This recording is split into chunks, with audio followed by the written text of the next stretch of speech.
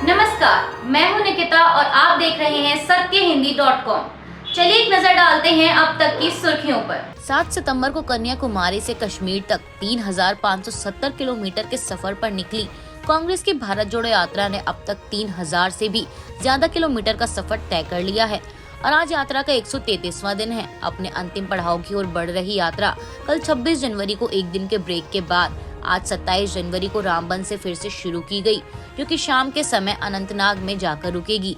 आपको बता दें कि यह पदयात्रा जम्मू कश्मीर में अपना सफर पूरा कर 27 जनवरी को श्रीनगर जम्मू राष्ट्रीय राजमार्ग पर जवाहर सुरंग के माध्यम से घाटी में प्रवेश करेगी और इसका समापन 30 जनवरी को होगा।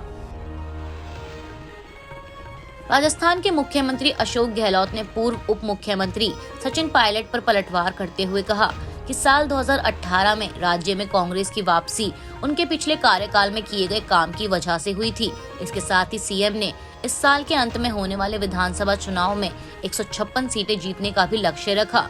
दरअसल लंबे समय से गहलोत और पायलट के बीच चल रहे मनमुटाव के बीच पायलट ने हाल ही में कहा था कि 2013 से 2018 तक जब वह प्रदेश कांग्रेस कमेटी के अध्यक्ष थे, उस दौरान पार्टी नेताओं और कार्यकर्ताओं के संघर्ष के कारण कांग्रेस की सत्ता में वापसी हुई। वहीं अब गहलोत ने पायलट का नाम लिए बिना कहा है कि 2013 की हार काफी हद तक मोदी लहर के कारण हुई थी, लेकिन राज्य में बीजेपी सरकार के 6 महीने के कार्यकाल में लोगों को अपनी गलती का एहसास हो गया था। मुख्यमंत्री गहलोत ने कहा कि वो जो माहौल बनता है वो भी एक बड़ा कारण होता है सरकार वापस आने का।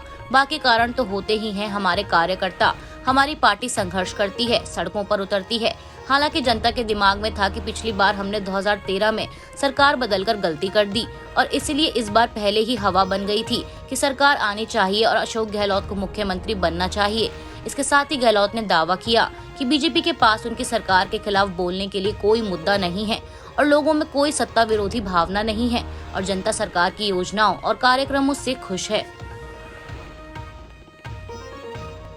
बजट सत्र 2023 में केंद्र सरकार किसानों को लेकर क्या ऐलान करेगी, यह तो आने वाली 1 फरवरी को ही पता चलेगा। लेकिन इस बीच खबर है कि हाल ही में सामने आई एक रिपोर्ट ने बजट सत्र से पहले ही किसानों के बीच हलचल पैदा कर दी है। दरअसल गेहूं और गेहूं के आटे की बढ़ती कीमतों पर रोक लगाने के लिए केंद्र सरकार ने बुधवार को अपने बफर भंडार से 30 लाख टन गेहूं को खुले बाजार में बेचने की घोषणा की थी और कहा गया था कि भंडारण को सरकारी भारतीय खाद्य निगम द्वारा अगले 2 महीनों में विभिन्न माध्यमों से बेचा जाएगा, जहां गेहूं आटा मिल मालिकों जैसे थोक व्यापारियों को ई नीलामी के माध्यम से बेचा जाएगा, तो वहीं गेहूं पीसकर आटा बनाने और उसे जनता तक 29.50 रुपए के अधिकतम खुदरा मूल्य में पहुंचाने के लिए एफसीआई गेहूं को सार्वजनिक क्षेत्र की इकाइयां, सहकारिता संघ, केंद्रीय भंडार, एनसीसीएफ, नेफेड को 23.50 रुपए प्रति किलोग्राम की दर से बेचेगा। वहीं roller floors millers federation of India के अध्यक्ष प्रमोद कुमार ने सरकार के इस कदम का स्वागत करते हुए कहा कि यह फैसला 1 महीने पहले ही ले लेना चाहिए था। यह सही कदम है। थोक और खुदरा कीमतें जल्द ही 5-6 रुपए प्रति किलोग्राम तक कम हो जाएंगी। सरकारी आंकड़ों के अनुसार प्रमुख शहरों में गेहूं की औसत कीमत बुधवार को 33.43 रुपए प्रति किलोग्राम रही, जबकि पिछले साल इस समय 28.24 रुपए प्रति किलोग्राम थी। गेहूं के आटे की औसत कीमतें 37.95 रुपए प्रति किलोग्राम दर्ज की गयी, जो कि पिछले साल इसी समय 31.41 रुपए प्रति किलोग्राम थी। बोर्ड एग्जाम से पहले प्रधानमंत्री नरेंद्र मोदी आज 27 जनवरी को स्टूडेंट्स के साथ परीक्षा पर चर्चा करेंगे। बता दें, इस परीक्षा पर चर्चा कार्यक्रम की शुरुआत पीएम मोदी द्वारा साल 2018 में की गई थी और इस बार आयोजित होने वाले इस कार्यक्रम में दुनिया के 150 देशों के छात्रों ने अपने रजिस्ट्रेशन कराए हैं। साथ ही बता दें कि इस साल परीक्षा पर चर्चा कार्यक्रम तालकटोरा स्टेडियम में होगा और यह सुबह 11:30 पर शुरू हो जाएगा। इस प्रोग्राम में 38 लाख से भी ज्यादा स्टूडेंट्स ने पार्टिसिपेट किया है, जो कि पिछले साल की संख्या के मुकाबले 15 लाख अधिक हैं। इस चर्चा में करीब 2500 स्टूडेंट्स, टीचर और पेरेंट्स प्रत्यक्ष रूप से मौजूद रहेंगे, तो वहीं देश दुनिया के बाकी सभी स्टूडेंट्स, टीचर और पेरेंट्स वर्चुअली इस चर्चा में जुड़ेंगे। अक्सर अपने बयानों को लेकर चर्चा में रहने वाले स्वामी रामदेव ने गुरुवार को दावा किया है कि जल्द ही पाकिस्तान के 4 टुकड़े होंगे और उनका विलय भारत में हो जाएगा। पतंजलि योगपीठ में 74वें गणतंत्र दिवस पर आयोजित समारोह के बाद रामदेव ने कहा कि सिंध, बलूचिस्तान, पंजाब और पाक अधिकृत कश्मीर सब अलग राष्ट्र बनेंगे और पाकिस्तान एक अदना सा देश रह जाएगा। पड़ोसी मुल्क में बढ़ रही कंगाली के बारे में सवाल पूछे जाने पर उन्होंने कहा कि सभी टुकड़ों का भारत में विलय हो जाएगा और भारत महाशक्ति बनेगा। योग गुरु ने आगे कहा कि पंजाब, सिंध, बलूचिस्तान और पाक अधिकृत कश्मीर की हिंदुस्तान के साथ सांस्कृतिक एकरूपता है, इसलिए वे खुद ही भारत में विलय होने का प्रस्ताव देंगे। उन्होंने दावा करते हुए कहा कि भारत महाशक्ति बनेगा, यह आने वाले समय की पुकार है और ऐसा होने वाला है।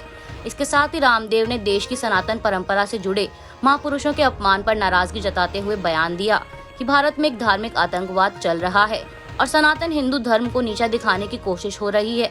सनातन परंपरा के धर्म शास्त्रों और महापुरुषों पर लांछन लगाने वाले लोग भारत विरोधी हैं और अंतर्राष्ट्रीय शक्तियों के इशारों पर ऐसे काम कर रहे हैं जिससे कि भारत अपमानित हो। उन्होंने देशवासियों से ऐसे लोगों का विरोध करने की भी अपील की। राष्ट्रीय राजधानी दिल्ली में उपराज्यपाल बना मुख्यमंत्री की जंग ने एक बार फिर सियासत को गरमा दिया है।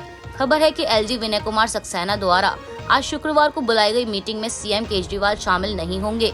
वह इसकी बजाय आज पंजाब जाएंगे और वहां राज्य सरकार के मोहल्ला क्लिनिक की लॉन्चिंग में शामिल होंगे। बता दें, एलजी और सीएम के बीच छिड़ी ये जंग नई नहीं है। इससे पहले भी कई बार एलजी और सीएम के बीच खींचतान के मामले सामने आ चुके हैं। दरअसल उपराज्यपाल वीके सक्सेना ने कहा था कि सीएम केजरीवाल के साथ उनके कैबिनेट मंत्री और 10 विधायक भी शुक्रवार को 4 बजे राजनिवास पर आ सकते हैं, जिस पर केजरीवाल ने ये कहकर असमर्थता जाहिर कर दी कि वह तो पंजाब जा रहे हैं। मुख्यमंत्री ने कहा, शुक्रिया एलजी साहब, लेकिन मैं शुक्रवार को पंजाब जा रहा हूं। हमारी गुजारिश है कि हमें मीटिंग के लिए दूसरा समय दिया जाए। वहीं अब यहाँ गौर करने वाली बात ये है कि पहले सीएम केजरीवाल ने खुद मीटिंग कर मिलने का समय मांगा था और अब जब एलजी ने समय दिया है तो वो कह रहे हैं कि वह तो पंजाब जा रहे हैं।